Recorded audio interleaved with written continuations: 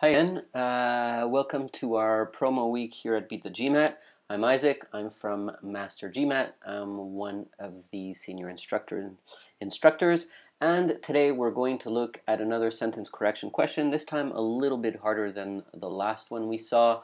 And for those of you, of course, who'd like to give it a go, you can pause the recording, try it, take the time you need over here, or time yourselves if you want, and then unpause it to listen to the explanations. So you may go ahead and pause the recording now.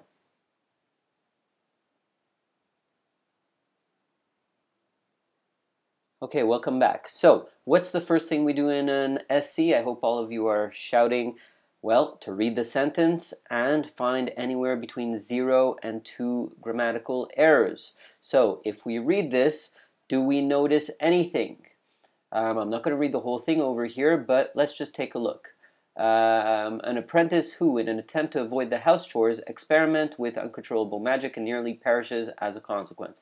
Alright, so the apprentice who definitely modifies apprentice, a person properly, in an attempt to avoid the house chores. Experiment, it's a verb. One of the things we're supposed to check for verb is subject-verb agreement. Where is the subject? Who's doing the experimenting? It's the apprentice. Apprentice is singular or plural? I hope all of you are shouting right now. It's singular. Experiment is in singular or plural? It's in plural, so we have a little problem over here. Be very careful. This is tricky. This is one of our stop signs. A stop sign is one of those red flags that you're supposed to actually pay attention to. And one of those stop signs is a long distance between the subject and the verb. Notice that the subject, apprentice, and the verb experiment are separated by all this in the middle. Just to trick you, right? So experiment as a plural is put next to chores, which is plural, just to trip you up.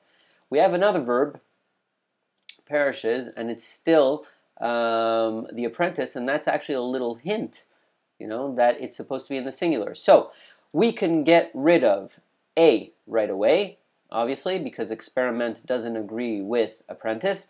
And we can get rid of the same thing in E. An experiment does not agree with apprentice. The rest of them seem to have corrected things properly. You see experiments over here, and you see experimented over here. So it's in the past. We don't even have to worry about subject-verb agreement over here. And we see experiments over here. Okay, so what do we do next? Since we did the second step, which is to eliminate all the answer choices that have the same grammatical error, we look towards the rest of the answer choices for grammatical error. That's the third step in our work order. So let's go with B. What do we see in B? Well, B, if you notice, is a little bit problematic.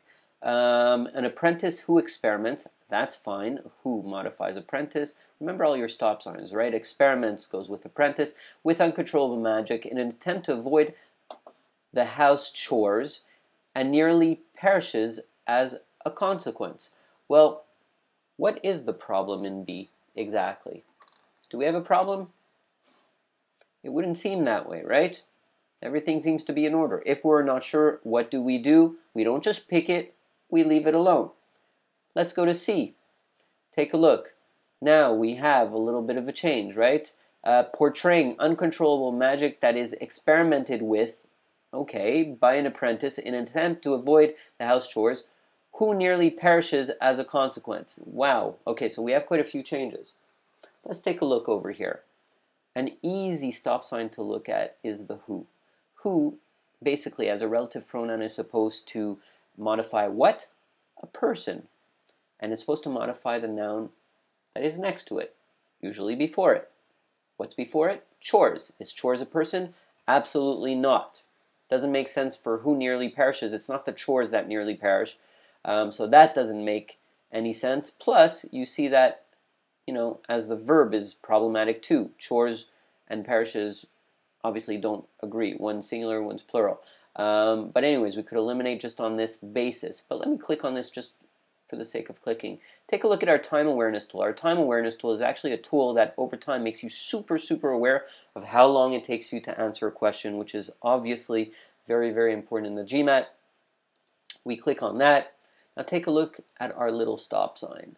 The stop sign is that red flag that you really, really need to learn. So the relative clause, stop sign of who, which, that, whose, and whom, you need to check what's being modified. So take a look at all, they're fairly concise explanations over here, but they touch on 3 different little things that you have wrong over here. One of them, it's that it's illogical. Who nearly perishes as a consequence is intended to modify apprentice, but it follows a noun chores. Doesn't make sense. We also have the who, that, and which, and as a last one, it's actually a stylistic error, which you don't have to worry about over here because we got rid of it with the grammatical error. But stylistically, notice that the passive is always worse than the active.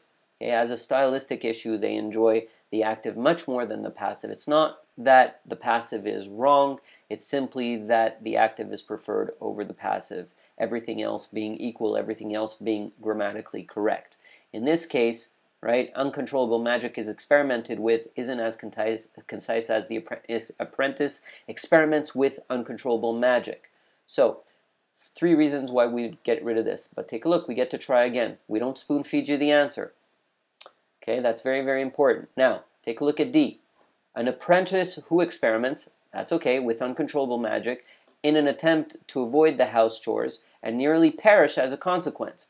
Okay, so we fixed the original who experiments, right? Singular, singular, it's the apprentice. We don't have the passive issue, but we have another verb, perish. Who's doing the perishing? It's still the apprentice. Therefore, apprentice singular, perish plural. We have a problem over here. It's a subject-verb agreement. Same idea, long distance between the subject and verb. We can certainly get rid of that, right? We already got rid of E over here, so what were we left with in the end? We were left with B, an apprentice who experiments, that's okay, with uncontrollable magic in an attempt to avoid the house chores and nearly perishes as a consequence. Everything is good. Both verbs refer back to the apprentice. The who modifies apprentice. No problems whatsoever. Let's click on that. And that is our answer. And that's how we deal with long distances between the subject and verb. And we'll see you next time for another SC question. Take care.